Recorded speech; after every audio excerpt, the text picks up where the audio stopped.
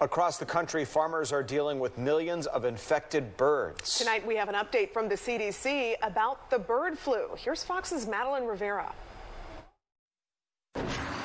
A warning for dairy workers from the CDC Friday. With bird flu cases on the rise, primarily spreading from cow to cow, those working on dairy farms, including farmers, workers, and emergency responders, are urged to continue wearing protective gear to avoid infection.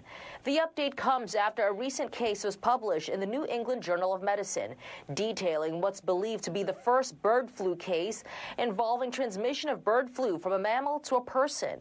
The Texas man, a dairy worker, was infected in March and later developed an eye infection known as conjunctivitis. The virus is coming from birds to cow, and in the U.S. it is still under investigation. The World Health Organization, monitoring the latest outbreak, says investigators don't yet know if cases are coming from a single entry point or multiple entry points, but have concluded the disease does come from birds.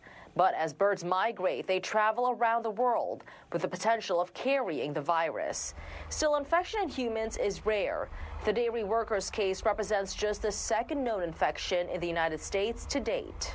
But again, for most people, if you're not exposed to these animals, the risk is very, very low.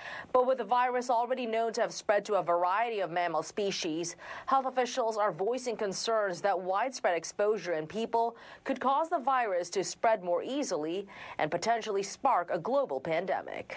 And with the bird flu primarily infecting cows, the FDA says it is regularly testing hundreds of milk products and formulas. So far, none have been found to pose a health risk.